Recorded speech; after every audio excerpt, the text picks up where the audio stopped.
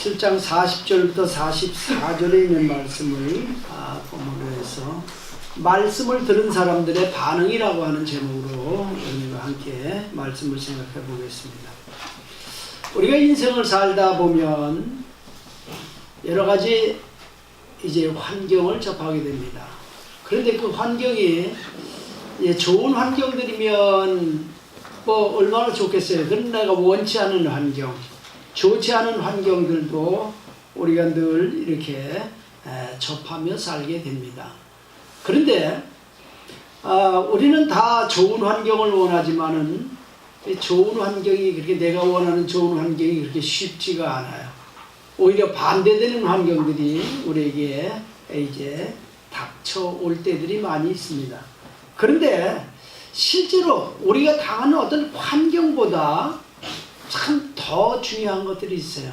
우리는 대부분 모든 것을 환경을 탓을 하잖아요. 내가 이제 환경이 어때서, 내 자라난 환경이 어때서, 내가 태어난 환경이 어때서, 또 아니면 내가 지금 살고 있는 환경이 어때서 내가 참 지금 요 모양 요 꼴이다 이렇게 이제 이야기를 하는 경우가 많이 있습니다. 그런데 실제로 환경보다 더 중요한 게 있는데 그 환경을 대하는 사람들의 태도, 자세입니다. 내가 그 환경을 어떤 태도와 어떤 자세를 가지고 이제 받아들이냐 하는 이것이 훨씬 우리 인생에 큰 영향을 미치게 된다는 것입니다. 한 가정에 두 형제가 있었습니다. 형제의 아버지는 심각한 알코올 중독자였어요. 어머니는 그 날마다 술을 먹고 또 이렇게 참 술 취해 있는 그 남편을 바라보면서 늘 이제 고함을 지르고 이렇게 이제 집안에는 큰 소리가 떠나갈 날이 거의 없었습니다. 두말할 것 없이 이 형제들은 아주 열악한 환경에서 성장을 했습니다. 20년이 지난 후에 그 두 형제의 인생은 완전히 참 다른 인생으로 이렇게 갈라져 있었어요. 형은 의과대학에 저명한 교수가 되어서 금주운동을 전개하고, 동생은 알코올 중독자가 돼서 병원에 입원해 있었습니다. 두 사람은 자신의 현실에 대해서 동일한 똑같은 대답을 했어요. 어떻게 당신은 의사가 됐습니까? 그러면 알코올 중독자인 우리 아버지 때문에 내가 의사가 됐습니다 라고 이야기했는데, 당신 왜 알코올 중독자가 됐습니까? 라고 이제 동생에게 물어보면 알코올 중독자인 아버지 때문에 나도 이렇게 됐다 라고 이야기를 하는 겁니다. 형은 비극적인 환경을 교훈 삼아서 희망의 삶을 개척했고, 동생은 환경의 노예가 되어서 가게에 흐르는 저주를 그대로 이어받았습니다. 고통과 시련은 누구에게나 있는 법입니다. 그것을 도약의 기회로 삼는 사람과 또한 절망의 늪에 함몰하는 사람으로 나누어질 수 있어요. 환경을 탓하기만 하고 노력하지 않는 사람은 가게에 흐르는 이 비극을 그대로 끊지 못하고 재현할 수밖에 없다고 하는 사실인 것입니다. 그런데 믿음의 생활도 똑같습니다. 마찬가지입니다. 정말 우리가 똑같은 환경에서 믿음의 삶을 사는데 어떤 사람은 참 어렵고 힘든 이런 그 환경 때문에 주님 앞에 더 무릎 꿇고 참 아주 연단된 믿음이 되고, 어느 사람은 그런 환경 때문에 탈선하고 좌절하고 낙심하고 또한 참 인생을 포기하고 이렇게 됩니다. 오늘 우리가 이 본문 말씀을 이렇게 보게 되면 예수님이 참 그 똑같은 말씀을 했는데 그 예수님의 말씀을 듣고 여기에 다양한 반응이 나타나게 되는 것을 우리가 보게 됩니다. 우리가 주님에 대해서도 어떻게 믿고 예수님을 어떤 믿음의 눈으로 바라보느냐에 따라서 그 믿음의 결과는 확연히 달라지게 되는 것을 우리가 볼 수 있습니다. 오늘 본 말씀을 다시 한번 읽으면 이 말씀을 들은 무리 중에서 어떤 사람은 이 사람이 참으로 선지자라 하며, 또 어떤 사람은 그리스도라 하며, 어떤 이들은 그리스도가 어찌 갈릴리에서 나오겠느냐, 성경에 이르기를 그리스도는 다윗의 씨로 또 다윗이 살던 마을 베들레헴에서 나오리라 하지 아니하였느냐 하며 예수로 말미암아 무리 중에서 쟁론이 되니 그 중에는 그를 잡고자 하는 자들도 있으나 손을 대는 자가 없었더라 라고. 예수님께서 하신 말씀 때문에 다 다른 반응을 보이면서 다 이제 쟁론이 벌어졌어요. 어느 사람은 저분은 선지자가 맞아. 왜? 이적을 행하고 특별한 일을 행하는 거 보니까 저분도 유능한 선지자 중에 한 사람인 것 같다 라고 결론을 내렸고, 어떤 사람은 그 말씀을 들어보니까 정말 성경에서 예언되어 있는 그리스도가 맞다. 곧 그리스도라고 하는 건 메시아, 구세주라고 하는 이런 뜻입니다. 그리고 어떤 사람은 이제 자기가 알고 있는 얄팍한 지식을 가지고 말도 안 돼. 아니 그리스도가 어떻게 해서 갈릴리에서 나오냐. 그리스도는 성경에 분명히 참 이제 유대 베들레헴 다윗의 동네에서 난다고 이야기를 했는데 나사렛 예수가 어떻게 그리스도가 될 수 있냐라고 이야기합니다. 그 사람들은 예수님의 출생의 비밀을 다 알지 못하는 것입니다. 또한 어떤 사람은 참 이야기하기를 참 이제 그 장로들과 또한 대제사장과 또한 이 종교 지도자들의 사주를 받아서 예수를 잡아들일 기회만 이렇게 이제 보고 있는 거예요. 여러분, 우리가 여기서 이 사람들의 반응들이 다 다릅니다. 그런데 오늘날도 마찬가지로 사람마다 예수를 보는 견해가 다 다르다는 것입니다. 예수님을 믿어도 그 사람의 믿음이 다 달라요. 예수를 어떻게 믿느냐, 또 어떤 믿음으로 예수를 믿느냐에 따라서 전혀 다른 삶의 결과들이 나올 수 있다고 하는 사실인 것입니다. 어떤 사람은 오늘 이 성경 말씀을 이제 따라서 보면 예수 믿으면 좋지. 예수를 믿으면 아마 삶의 기적도 일어날 수 있을 거야. 그리고 교회 나가면 뭐 나쁜 거 가르치나?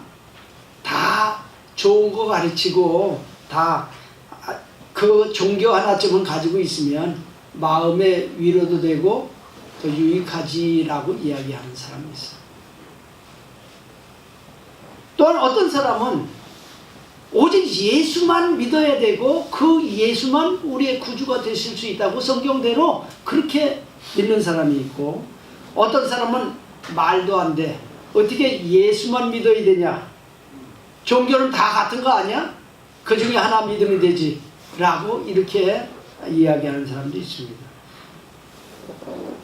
또 어떤 사람은요, 예수 이야기만 들어도 눈에 쌍심지 불을 켜고 아무튼 반대를 하면서 이렇게 공격을 하는 사람들도 있어요.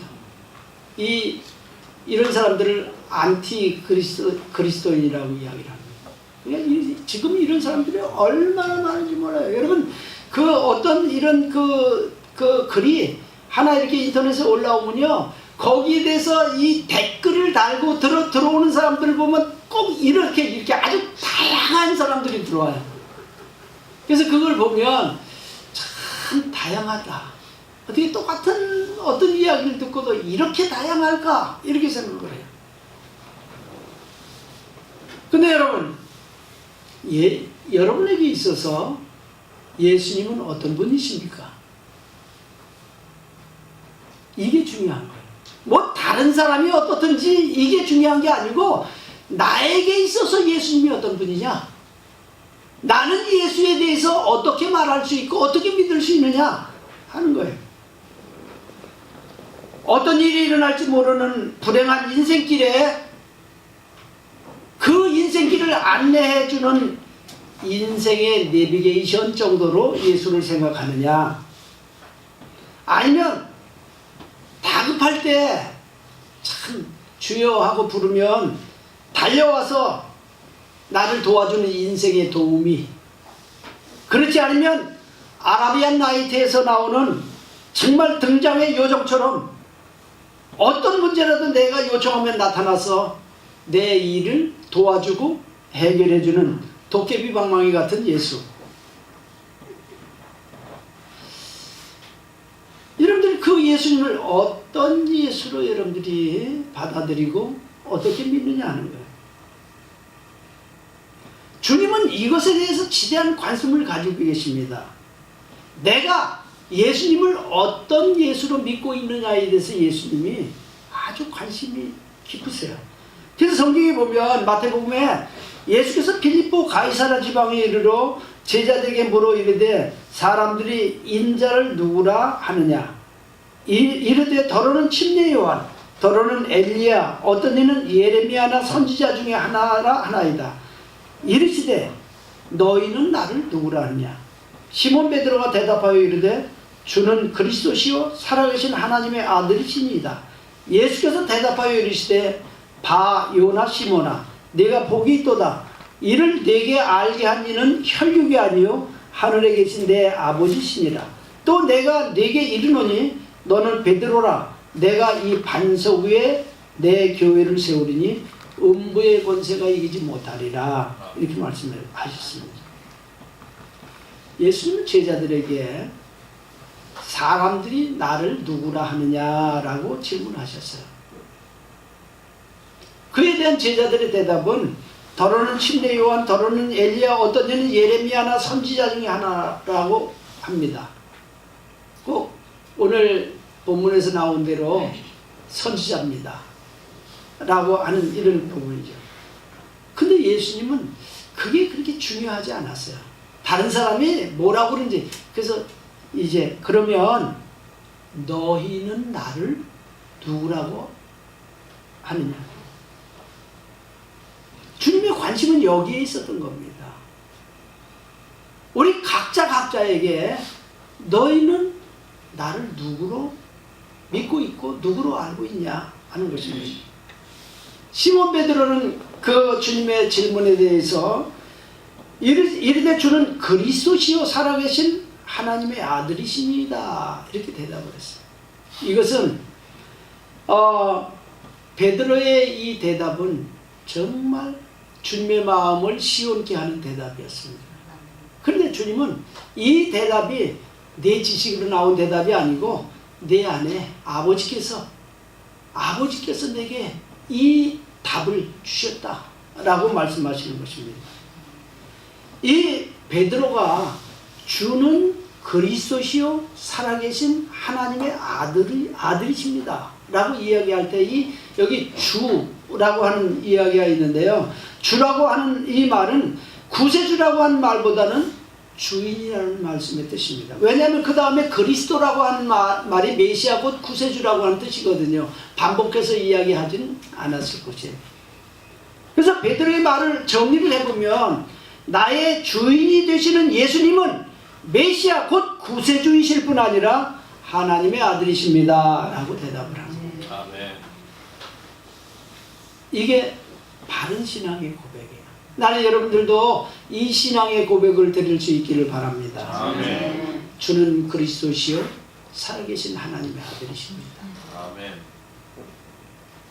이게 기독교의 신앙 고백이에요.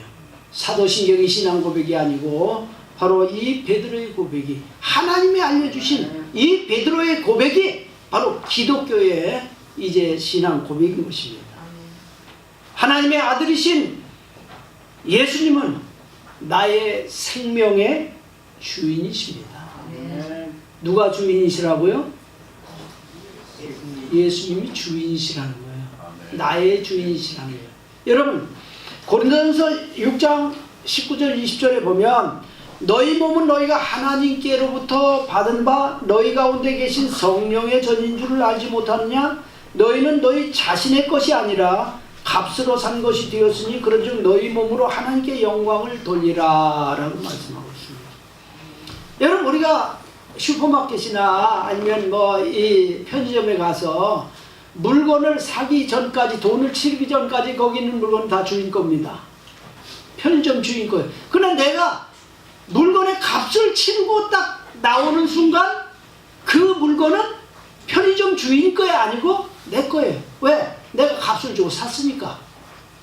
마찬가지로 우리는 내가 태어나서 내 인생을 살기 때문에 내 인생이 내 것이라고 생각을 하지만은 주님께서는 우리에게 말씀하시기를 참 너희는 내가 피값을 주고 샀기 때문에 너희 것 아니고 내 것이다 라고 이렇게 말씀을 하십니다. 죄악에 빠져 소망도 없고 절망 가운데 있는 우리를 자신의 피값을 주고 사셔서 우리를 구원하신 분은 바로 예수 그리스도이십니다. 아멘. 그러니 이제는 내가 내 인생의 주인이 아니라 피값을 주고 나를 사주신 예수님의 것임을 우리가 인정해야 하는 것입니다. 아멘. 그래서 성경은 우리 임의대로 내가 원하는 대로 내 인생을 살면 안 된다는 거예요. 이젠 우리의 관심이 어디에 있어든 나를 값을 주고 사신 그 나의 주인 되신 그분이 내가 어떻게 살기를 원하시느냐 라고 하는 여기에 우리 인생의 삶의 초점이 맞춰져야 된다고 하는 사실인 것입니다. 이제는 내가 무엇을 하며 어떻게 내 인생을 즐길까가 아니라 내 생명의 주인이 되시는 예수님이 내가 무엇을 하길 원하시며 내가 무엇을 하면서 내 인생을 살아갈까 계획하고 계신가에 대해서 관심을 가져야 되는 것입니다. 저는 내 인생 어느 시점에 예수를 믿고 구원받고 참 이제 내가 아직 청년의 때에 그분이 나를 피값을 주고 사주셨는데 그럼 내가 내 인생을 앞으로 어떻게 살아야 될까? 이 문제를 놓고 고민을 하다가 주님 앞에 물었어요. 주님, 내가 내 인생을 이제 이 인생을 어떻게 살아야 됩니까? 무엇을 하면 살아야 됩니까? 라고 주님 앞에 묻게 될 때 주님께서 내 마음속에 그렇게 말씀하셨어요. 내가 네 인생을 쓰고 싶다. 내가 너를 들어 쓰고 싶다라고 말씀하셔서 참 제가 주님 그럼 저를 써주십시오 라고 나를 주님 앞에 드리고 내 인생을 주님 앞에 드려서 그 이후로 지금까지 주 안에서 이 사역을 위해서 지금 줄곧 달려오고 있습니다. 여러분에게는 예수님이 어떤 분이십니까? 여기에 대한 대답이 바로 우리의 인생을 결정짓게 된다고 하는 사실입니다. 적어도 지금까지는 어떻게 살아왔을지라도 이제 나머지 인생을 내가 어떻게 살아야 될 것인가 하는 이 부분들이 결정되게 되는 것입니다. 주님을 어떤 분으로 어떻게 믿느냐에 대한 반응이 내 인생의 앞으로의 인생의 결정인 것입니다. 성경에서도 우리가 이런 사건들은 참 여러 군데서 이게 만날 수 있습니다. 그래서 참 주님 앞에 쓰임 받았던 사람들, 주님을 만났던 사람들이 그 인생에 어떤 결정을 내리느냐에 따라서 전혀 다른 인생을, 이전하고는 전혀 다른 인생을 살아가는 이런 부분들을 보게 됩니다. 특별히 우리가 성경에 바디메오라고 하는 사람이 있어요. 이 바디메오는 사실 성경에 여러분들 바자가 들어가면 누구의 아들이에요. 그러니까 바디메오는 그 이름이 아니고 디메오의 아들. 그러니까 이 존재는 별로 그 소중한 존재가 아니야. 그래서 변변한 자기 이름도 없었어. 아무개 아들.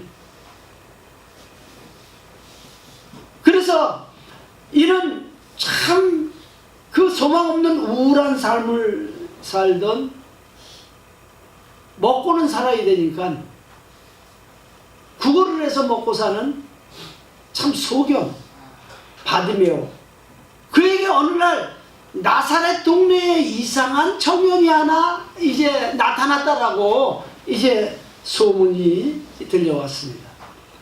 그 청년을 통해서 소경이 눈을 뜨고 문둥병이 낫고 귀신도 쫓겨나가고 바다가 잠잠해지고 볼떡 5개와 물고기 2마리를 가지고 5,000명이 먹고도 12바구니가 남는 이런 참 놀라운 일들이 일어난다라고 매일같이 시시각각으로 이 소문이 계속 이게 들리는 거예요. 우리가 저 7시, 9시 뉴스를 통해서 그날 일어났던 일들을 이렇게 접하는 것처럼 이 바디메오에게 예수님에 대한 소문이 아주 시시각각으로 이게 들려오는 것이었습니다. 이 바디메오는 예수님의 이 소문을 듣고 자신도 예수님을 한번 만나보고 싶다 라고 하는 소원이 생겼고, 그리고 그 예수를 만나면 내 눈도 떠질 수 있다라고 그는 믿게 됐습니다. 그러던 어느 날 그는 이제 참 구걸을 위해서 나가서 길거리에 그야말로 자리를 폈어요. 자리를 폈는데 이제 사업장이잖아요. 거기 그 나름대로 자기의 먹고 사는 하나의 사업장입니다. 어떤 사람이 거지가 6개월에서 이렇게 이제 동냥을 하는데 하루는 가다 보니까 깡통을 여기다 하나, 이쪽 끝에다 하나 놓고 이쪽 끝에다 하나 놨어요. 그래서 참 사람들이 지나다 아니 오늘은 깡통이 왜 2개 되냐, 지점을 하나 또 차렸습니다 이렇게 이야기를 하거든요. 이쪽에 있던 여기가 이제 분점을 하나 차렸다는 거죠. 이 거지에게는 이 구걸이라고 하는 것이 자기의 직업이요 먹고 사는 생계 수단이었습니다. 근데 가만히 이렇게 보니까 사람들이 많이 오는 이런 그 소리들이 들려요. 왁짝지껄하는 소리 들고 발자국 소리도 많이 들리고 이렇게 해서 야 오늘 참 재수가 좋아서 이 앞으로 많은 사람들이 한번 지나가면서 아주 동량을 조금 다른 때보다 많이 얻을 수 있는 좋은 기회가 오나 보다 라고 생각을 했어요. 근데 사람들이 이야기하기를 바로 자기가 참 만나고 싶었던 그 나사렛 예수가 바로 그 앞을 지나가는 행렬이다 라고 이야기를 하는 것입니다. 순간 그는 체면이 문제가 아니었어요. 그에게는 일생일대의 절호의 기회요 찬스였습니다. 여러분 원래 급하면 체면이 없는 거예요. 응급 환자가 무슨 체면 차리겠어요? 선생님 저 참 내 교통사고로 부러진 이 뼈를 좀 고쳐주실 수 있겠습니까? 라고 이렇게 아주 우아하게 말하는 사람이 있어요. 살려주세요. 고쳐주세요. 제발 좀 살려주세요 하고 이렇게 참 애고를 이렇게 하게 되죠.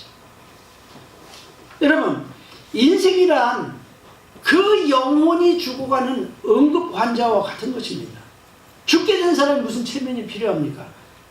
그는 다윗의 자손 예수여 나를 불쌍히 여겨주소서 하고 크게 고함을 질렀습니다. 이 소리는 많은 사람들의 왁자지껄하는 이 시끄러운 소리를 뚫고 예수님의 귀에 들렸습니다. 커다란 외침이었습니다.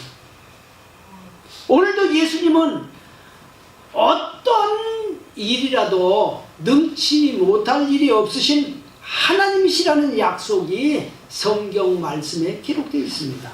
아멘. 또한 그분을 믿는 그 믿음이 있는 곳에는 지금도 성경에 기록된 그 능력 또한 그런 이적, 기적들이 세계 도처에서 곳곳에서 지금도 일어나고 있음을 우리는 소문을 들을 수 있습니다. 예수 그리스도의 능력은요 어제나 오늘이나 영원토록 변하지 않는 능력임을 저희가 믿습니다. 아멘. 준비된 믿음이 있는 곳에는 지금도 변함없이 어느 순간 예수 그리스도께서 그의 인생에 성령을 통해서 다가오셔서 역사하실 때가 있다고 하는 이 사실이에요. 아멘.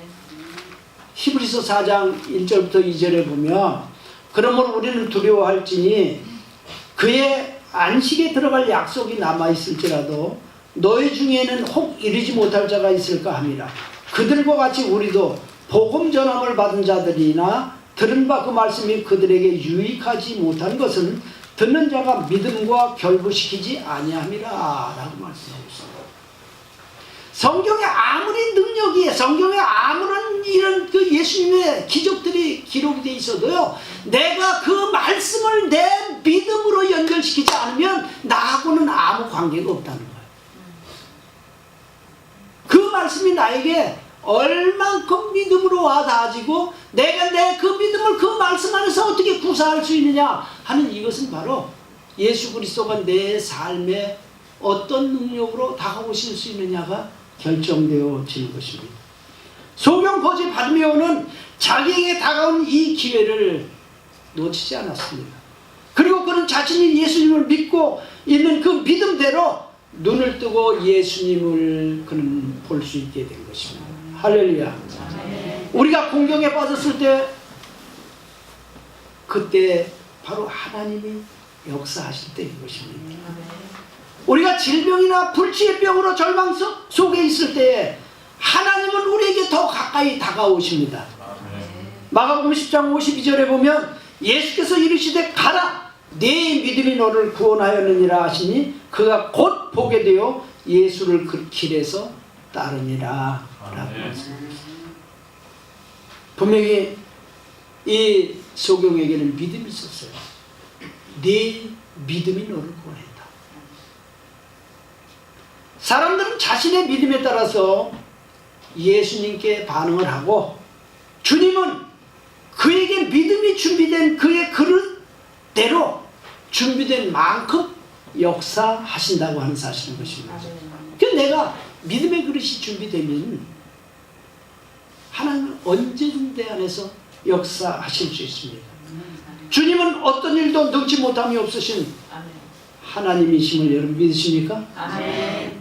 이사야 43장 11절에 보면 나 곧 나는 여호와라 나 외에 구원자가 없느니라.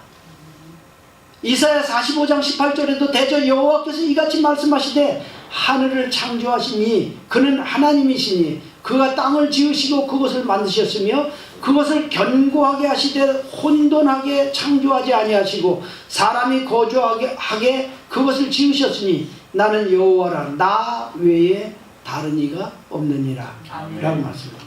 예레미야 32장 27절에도 나는 여호와여 모든 육체의 하나님이라 내게 할 수 없는 일이 있겠느냐 이렇게 말씀하십니다. 주님은 지금도 우리에게 야 내가 할 수 없는 일이 있다고 너 생각하냐? 라고 물어보세요. 그러면서 마가복음 9장 23절에서는 예수께서 이르시되 할 수 있거든이 무엇이냐? 믿는 자에게는 능치 못하심이 없느니라. 누구에게 능치 못함이 없다고요? 믿는 자에게. 예수님이 능력이심을 모든 것을 행하실 수 있는 능력이 있으신 분인 것을 믿는 자에게는 능치 못함이 없고 그에겐 모든 것이 가능하다고 말씀하시는 것입니다. 우리가 말씀에 약속된 그 하나님, 그 예수님을 믿는 믿음으로 살아가고 있음을 우리는 고백할 수 있어야 됩니다. 주님은 능치 못하심이 없습니다. 주님은 모든 것을 가능하게 하실 수 있습니다. 주님, 내가 내 환경과 내 처지와 내 어떤 이런 이 부분들이 지금 우리의 눈을 보고 땐 가망도 없고 참 별로 앞으로 더 나아질 것 같지도 않고 소망도 없습니다. 아니면 우리가 이야기를 주님 지금 경제가 지금 파탄 직전에 있어서 정말 이 나라가 소망이 없어 보입니다. 우리가 이렇게 말할 수도 있어요.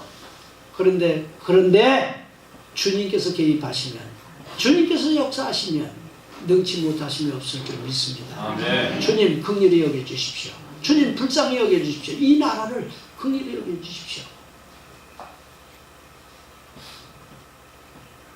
그러므로 이제는 내 인생이라고 고집하지 말고 그 주님이 나를 향해 계획하시고 이루시기 원하시는 하나님의 그 계획을 받아들이고 비전으로 삼으면 하나님이 이루시는 거예요.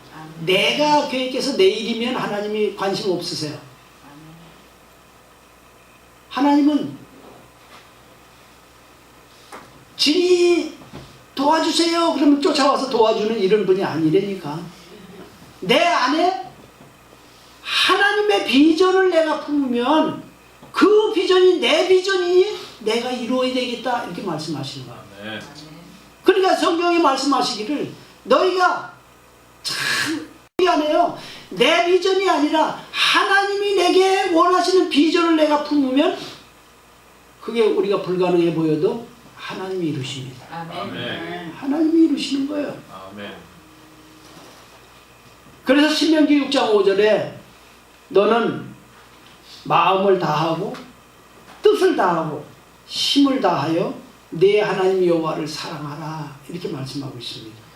그리고 잠언 3장 5절 6절에 너는 마음을 다하여 여호와를 신뢰하고 내 명철을 의지하지 말라. 너는 범사의 그를 인정하라. 그러면 네 길을 지도하시리라 이렇게 말씀하십니다. 어떤 때 지도하신다고요? 하나님의 뜻을 내가 존중하고 그 뜻을 내가 받아들이고 그 뜻을 내가 참 따르려고 할 때 하나님께서 그 뜻을 이루신다는 거예요. 아멘.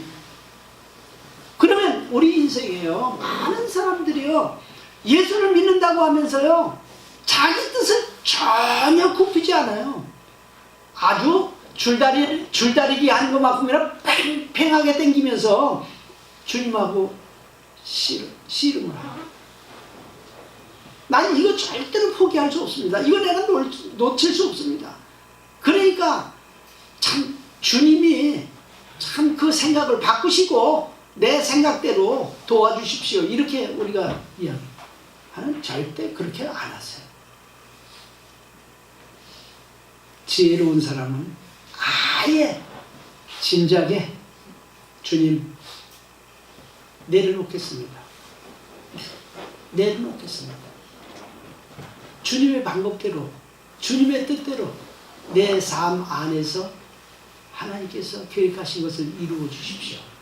이렇게 합니다. 그래서 마태복음 11장 28절부터 보면 수고하고 무거운 짐진 자들아 다 내게로 오라.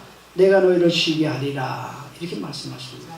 여러분 우리가 내가 계획하고 내가 이루려고 하는 이 일들이요 이게 수고하고 무거운 짐이에요. 이거 얼른 주님 앞에 내려놓으면 그리고 주님이 내게 계획하시고 내게 원하시는 대로 내가 얼른 주님의 짐을 내가 들고 그 배낭을 내가 미면 내 인생이 아주 홀가분해지는 것입니다. 주님이 하시기 때문에 주님이 이루시는 거예요. 그래서 나는 마음이 온유하고 겸손하니 나의 멍에를 메고 내게 배우라. 그리하면 너희 마음이 쉼을 얻으리니 이는 내 멍에는 쉽고 내 짐은 가벼움이니라. 이렇게 말씀하고 있습니다. 지금까지 인생을 내 계획대로 살려고 고집을 했다면 그것이 바로 내 인생을 그만큼 힘들게 한 이유인 것입니다. 주님 이제는 내 뜻대로가 아니라 주님의 뜻대로 살렵니다. 주님의 참 이제 의지대로 내가 순종하겠습니다. 나를 통해서 주의 뜻을 이루어주시고 내가 주님 앞에 참 쓰임 받을 수 있도록 주여 도와주시고 인도해 주십시오. 그렇게 겸손하게 그 앞에 우리가 그분을 나의 주인으로 내가 인정하고 받아들이면 하나님께서 나의 삶 가운데서 역사하실 줄 믿습니다. 아멘. 이제는 주님 앞에 내 인생의 짐을 내려놓고 주님이 주시는 비전을 걸모매시기를 바랍니다. 그렇게 준비하고 있으면 인생을 그분이 이끌어 가시고 나를 통해서 그 뜻을 분명하게 이루어 주실 것입니다. 그것이 비록 당장 눈앞에는 힘들어 보이고 불가능해 보일지라도 능치 못함이 없으신 그분께서 개입하시면 실수 없이 그분께서 그 뜻을 이루실 줄 믿습니다. 아멘. 마음을 열어 준비하고 기다리는 사람에게는 반드시 하나님의 복이 임하게 되어 있습니다. 아멘. 히틀러가 그릇된 생각을 가지고 600만이라고 하는 유대인을 이제 그 가스실에서 이제 죽였습니다. 모두 언제 죽을지 모르는 두려움에 휩싸여 있는 가운데 한 유대인 젊은 의사가 있었는데 내가 이대로 죽을 수는 없다. 어떻게 하면 내 인생을 정말 내가 참 아름답게 마칠 수 있을까? 날마다 가스실로 지금 이제 끌려가는 사람들을 보는 거예요. 그리고 고민하고 있던 차에 마침 이제 밖에 끌려나가서 노동을 하고 이제 일터에서 일을 하고 있는 중간에 유리 조각을 하나 발견했어요. 그는 그 유리 조각을 주머니에다 몰래 숨겨가지고 들어와서 그 유리 조각을 깨트려서 그걸 가지고 면도를 하기 시작을 했습니다. 면도를 하기 시작. 아니 감옥에 있는 사람이 면도를 해서 뭐해? 사람들이 이렇게 이야기. 아마 지금 거기 있는 사람은 다 두려워서 지금 언제 죽을지 모르고 아마 그 눈이 풀려서 아마 그 썩은 동태는 뭐냐고 이렇게 돼 있었을지 모르겠어요. 근데 이 의사는요 날마다 그 면도를 그 유리를 가지고 유리 조각을 가지고 면도를 하고 땅을. 근데 비록 그 잔인한 그 이제 그 낯이라도 이렇게 보면서 그날 매일같이 가스실에 들어갈 사람 몇 명씩 이제 그 중에서 골라내서 뽑아서 이렇게 보내는 거예요. 그런데 이렇게 보니까 아주 파르스름하게 면도를 해서 아주 깔끔하게 하고 있는 그 젊은이를 가스실을 보내기가 너무 아까운 거야. 그래서 그 사람을 가스실로 보내는 것을 자꾸 뒤로 이렇게 미루고 하면서 다른 사람이 대신 뽑혀가는 거지. 그런데 그러던 차에 독일이 패망을 하게 됐고 이 젊은 의사는 거기서 이제 감옥에서 이제 나오게 됐습니다. 기적적으로 살아나게 됐습니다. 그 후에 이 젊은 의사는 이렇게 말을 했습니다. 하나님은 결코 도움을 늦추시지 않으신다. 다만 우리가 너무 성급해서 하나님이 도와주실 때까지 참지 못할 뿐이다 라고 이야기했습니다. 우리가 준비하고 있으면요 하나님은 언제라도 우리 가운데 역사하셔서 우리를 참 변화시키시고 우리를 사용하시고 우리를 통해서 위대한 일을 이루실 줄 믿습니다. 네. 어려운 일이 있을 때 하나님을 의지함으로 참는다는 것이 그렇게 쉽지는 않아요. 그러나 믿음으로 예수님을 바라보고 참고 견디며 우리가 믿음의 고백을 드리는 사람, 꿈을 이루기 위해 준비하며 기다리는 사람은 반드시 좋은 날이 오는 것을 보게 될 것입니다. 그랬어요. 우리가 이 환경이나 어떤 처지 이런 상황들을 어떤 눈으로 어떻게 바라보느냐 하는 이것이 바로 그 환경이나 그 상황보다 훨씬 중요하다고 하는 거예요. 현실보다 더 중요한 것은 우리가 주님을 어떤 분으로 믿는가, 주님이 내게서 어떤 일을 이루실 수 있는가 하는 이 고백을 드릴 수 있는 이것입니다. 그리고 그를 향한 이 믿음이 바로 우리의 인생을 이끌어가고 바뀌어가는 것입니다. 여러분, 주님은 능치 못하심이 없으신 분이십니다. 여러분들을 지으시고 아멘. 또한 여러분들을 값을 주고 다시 사신 분이 바로 그분이십니다. 아멘. 그러니 그분께서 여러분의 인생을 포기하시겠어요? 다만 여러분들이 주님의 믿음과 같은 믿음. 그래서 우리가 믿음이라고 하면요, 내 믿음이 아니에요. 성경에 하나님이 말씀하신 그 하나님의 믿음을 내가 가지게 될 때 놀라운 역사가 일어나게 되는 것입니다. 그래서 성경 분명히 그렇게 말씀해요. 나는 능치 못함이 없는 여호와라 이렇게 말씀했어요. 그러니까 그 말씀을 우리가 하나님은 능치 못하심이 없는 분이야. 그분은 내 삶에서 모든 것을 그분이 하실 수 있어 라고 내가 그 믿음을, 그 하나님의 믿음을 내가 받아들여서 내 믿음으로 삼으면 나의 삶에서도 바디메어와 같은 놀라운 역사가 일어나게 된다고 하는 사실인 것입니다. 아멘. 많은 사람들이 예수님에 대해서 이렇쿵 저렇쿵 뭐 나름대로의 어떤 견해들을 이야기합니다. 근데 여러분, 우리는 분명한 우리 나름대로의 신앙의 고백을 가지고 있어요. 나의 주인 되시는 그 예수님은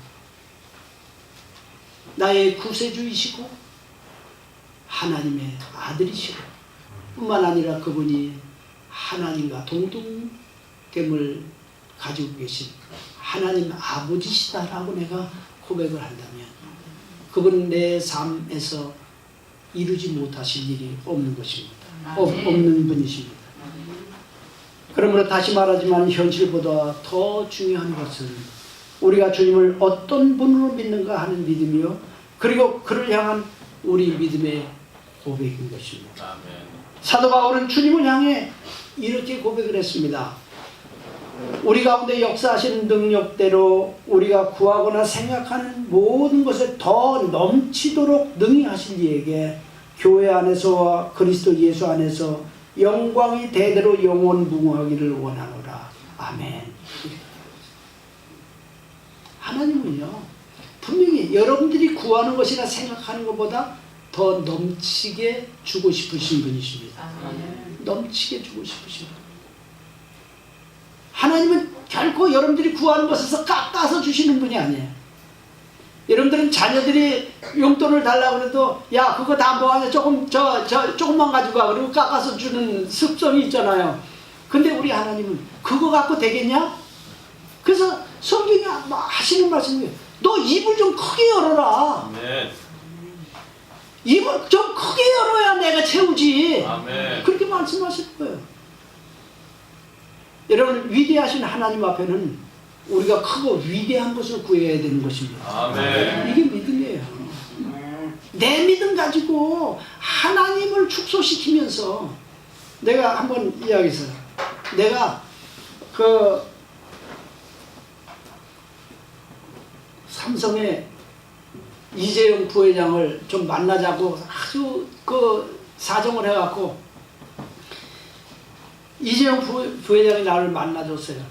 그런데 왜 나를 만나자고 이야기했습니까? 그런 게 이야기인데 저 10만 원만 도와주세요. 이렇게 이야기하면 이게 미친 짓이에요. 삼성 부회장을 만났으면 100억을 도와달라고 그러든지 1000억을 도와달라고 그러든지 그래야지 10만 원을 도와달라는 그 사람을 무시하는 거예요. 하물며 온 우주 만물을 지으시고 그 주인이신 그분 앞에 우리가 구하는데 맨날 좁쌀만한 것만 구하고 맨날 이것만 달라고 구하고 있다면 하나님이 아이고 참 한심스럽다. 내가 입을 좀 크게 열라고 그러지 않았냐 이렇게 말씀하시는 거예요. 하나님을 향해서는 여러분이 입을 크게 열시길 바랍니다. 아멘. 크게 열어도 어이구 욕심도 많은 놈 이렇게 이야기하시잖아요. 그래 네 믿음이 내 마음을 시원하게 했다. 아멘. 네가 가지는 믿음대로 그 믿음보다 더 크게 내가 역사하마 라는 아멘. 말씀하신 것입니다.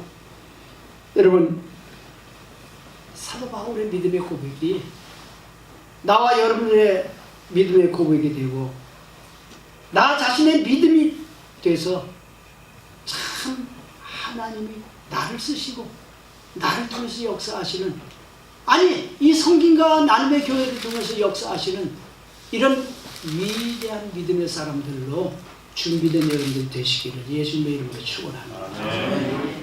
하나님 그거 원하십니까? 나를 누구라고 하는 거야? 나를 누구라 하는 거야? 바로 오늘 우리는 이 주님의 질문 앞에서 우리는 정직하게 대답을 해야 될 것입니다. 아멘. 기도하겠습니다. 살아계신 하나님, 우리의 믿음이 연약하고 믿음 없음을 긍휼히 여겨주시고 우리의 구하는 것이나 생각하는 것보다 넘치게 하신 하나님을 우리가 믿으며 그분 앞에 하나님이 우리를 통해서 이루시고자 하는 그 비전을 참 구하며 그 비전을 향해서 달려가는 저희의 삶 되게 해 주시옵소서.